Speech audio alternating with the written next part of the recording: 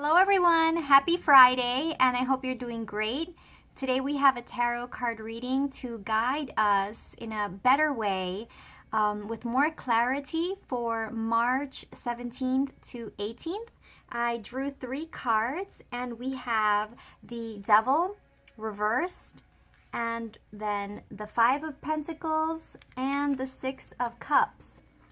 So what does all this mean? Well, let me tell you that yesterday I also selected the Devil, but he was upright. So the fact that it reemerged today is significant, and what it means is that whatever you're working on at this time in your life, whether it's your career, perhaps you're thinking or contemplating of shifting careers or changing location or moving your life in a new direction or starting a new relationship with someone or making a change, a significant change. Yesterday the Devil came up upright, and which means fear and attachments. It can also represent addictions. So perhaps it's something that you're trying to overcome, or it could be someone else that is significant in your life who needs to overcome their own addiction or attachments or earth-based fears. It can also represent codependent relationships. See, and this is what we see by the chains. As you can see, the 2 figures are attached by chains. So there's attachment. And then you have the Devil, which is symbolic, because there is no actual character that we can see that we say he is the Devil, like that is the one person in the world. Although you may have your own opinions about that, but in the bigger scheme of things, symbolically, it's a metaphor. So the Devil represents the fears that you may have, the attachments, the codependent behavior, the addictive behavior, things that keep you stuck in place that you know are limiting your potential and capacity to expand and evolve to your full potential and to be your highest self. That was yesterday. Today it's showing that you're not stuck anymore and that you are ready. You're ready, at least to be ready. It doesn't mean you need to make a huge leap right now, but it means that you are aware of what's going on more or less within your psyche and your emotional universe, and you're also willing and eager even to let it go. And the key here is to feel empowered, to know that you are really the only one who can remove your limiting thoughts by creating new thoughts, new beliefs that will start to cement in place. And we talk about limiting beliefs. These are thoughts that we keep thinking that hold us back or hold us stuck to where we are. So how to counter that? Well, shift your thinking. Choose a new thought. What's the opposite of the thing that you fear? What is the happy road or the happy path or the happy ending for you? Write it down or confirm it to yourself. And writing it down is really the best way, because you really get articulate and clear about the new direction you wish to go in. As you do that, you cultivate that new energy, that new message, and the Devil is no longer the one in control, but you're the one who's empowered, and now the Devil is upside down and on his head. So it's that metaphor. It's symbolically shifting your paradigm, shifting your system and your beliefs, and it starts with you. And it doesn't require anyone else, because really the work is yours. It starts with your intention, with your desire, what you want to get out of life, and it doesn't depend on anyone else, because the most important thing is what's in your heart and your soul. So cultivate that loving energy and that loving space.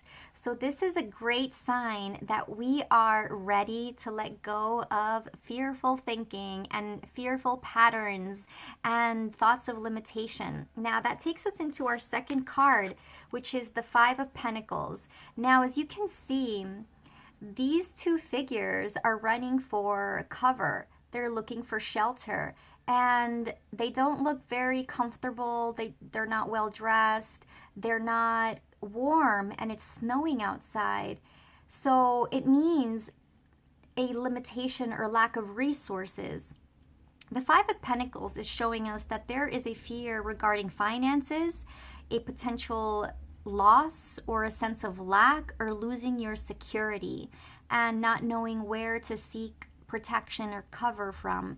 And some interpretations see it as a potential financial loss of investment or losing money in a business deal or in any kind of exchange significant to you, having to pay more maybe for taxes, more than you anticipated, and not having that money budgeted. Essentially, it's highlighting the essence of the fear, which is lack of resources, and it reflects a weak sense of abundance and faith in the prosperity that is yours. And so know that this is our guidance, that our fears underlie in the Devil card may be also very strongly influenced by our financial picture and how we view and evaluate our financial situation. So if this resonates with you, then you may need to make a better analysis or make an analysis about your financial status, what your plan would be like if it ideally evolved, and where you want it to go, and actually reassess why you're fearful. Because the truth is that unless you've already gotten that lawsuit, unless you already lost the money, unless you already had to make that huge payment that was unplanned, then you haven't lost anything. You've only lost in your thinking. You're only creating that potential situation in your mind. So let's not do that anymore. Let's not go there. Let's focus on what you do want and focus on the blessings that you do have, your abundance. If you have abundance around you, what form does it take? Yes, financial abundance. You have some money in the bank. You say maybe it's not as much as you need to get your business off the ground, or you don't know where your next financial source will come from, or it's not moving as quickly. But abundance is not only financial or monetary, it's also abundance of health, abundance of love, loving friendships and family members, an abundance of ideas. Maybe you're abundant in your creativity. Perhaps you're abundant in the air that surrounds you, in the food that you have access to, in the options that are at your disposal, in what you can eat, what you can think. There's an abundance of music. There's abundance of air to breathe. And today there's abundance of sunshine for us. And if you are in the winter, then there's abundance of snow in New York. So it's all about how you frame things and how you choose to focus yourself. So this is a reminder to focus ourselves where the value is the greatest for us. And then it takes us into the third card, which is the Six of Cups, which is that it's a really sweet card, and it represents nostalgia, or sort of looking at your past, looking into the happy times, the good times. But also my feeling is that it's a bridging between the old you, the inner child, and the more mature, evolved adult person that you are. It's a connection, it's a bridging. See how there's like a harmony, there's an offering of cups, and it's the white flower. I believe it represents unity and purity and spirit, God force, God essence. So this card is a sweet card for today and tomorrow. And I feel that combined after the Five of Pentacles, I feel like we're going to go through an inner journey, and you're going to reassess what's really important to you by looking at the dreams you held as a child and the dreams that you've held in your life that are not yet fulfilled. And now consider that those may be things that you deeply value that you haven't looked at closely till now. And now would be a great time to reevaluate, how you can bridge and connect your inner child with your adult thinking. because as we get older and we are working and dealing with a lot of reality and nice things, not so nice things, we forget that we have an inner child, and that is a voice that's guiding us to a path of joy and love. And it may be completely opposed or different in contrast to what conventions of society would tell you, but it's unique to you. So we must heed that wisdom. And the final card that came up today was the sword, the King of Swords.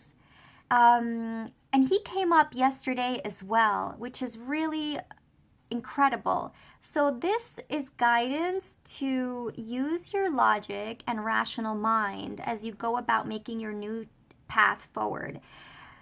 Make clear decisions based on clear thinking, meditate or journal. Do something to go within to quiet your mind, to take clear and aligned decisions.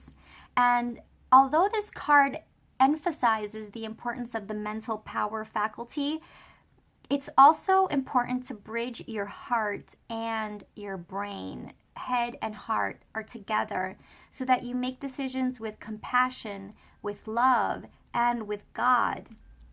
And there's also guidance to be clear and calm and detached, detached from the outcomes and staying in your center and being grounded.